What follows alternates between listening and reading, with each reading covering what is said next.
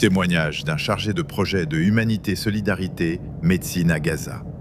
L'armée israélienne a publié une nouvelle carte d'évacuation couvrant de vastes zones de Deir al-Balah. Des dizaines de milliers d'habitants ont été sommés d'évacuer immédiatement.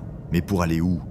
Les autorités d'occupation orientent les civils vers la zone dite Al-Mawazi, prétendument sécurisée, alors même que les bombardements et les exécutions y sont constants. Aucun moyen de transport, pas d'eau, pas de nourriture, pas d'abri, aucune garantie de survie. Les gens fuient à pied, sous l'œil des drones qui les traquent et tirent à leur guise.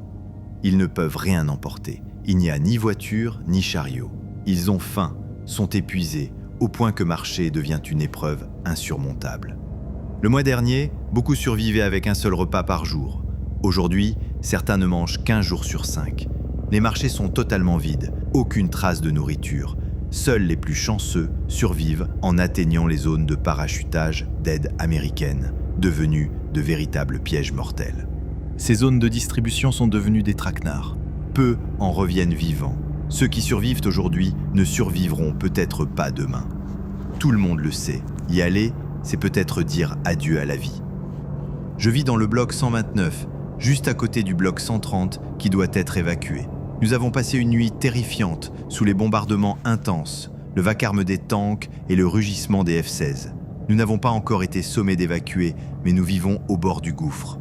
Nous ignorons quand viendra notre tour et nous n'avons aucun moyen de fuir. Nous vivons dans la chaleur de l'été, sans électricité, sans eau. Nos corps sont maigres, vidés de toute énergie. Même parcourir quelques mètres est devenu un supplice. Ce n'est pas la vie que nous vivons, c'est une lente agonie.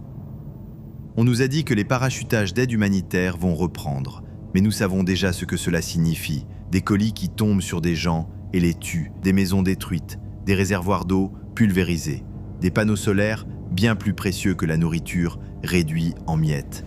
Les garder intacts est mieux que n'importe quel paquet lancé du ciel. Nous ne savons pas où aller, ni à qui nous plaindre. Personne n'écoute nos cris.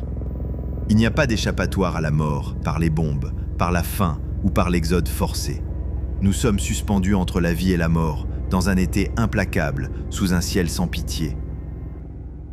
Ce témoignage ne doit pas rester une voix dans le vide. Des milliers d'enfants, de familles, de survivants comme lui vivent cette agonie en silence, chaque jour sous les bombes et la faim. Notre association Humanité Solidarité Médecine est à leur côté pour protéger, soigner et redonner un peu de dignité. Agissez maintenant, faites un don, partagez, faites entendre leurs cris.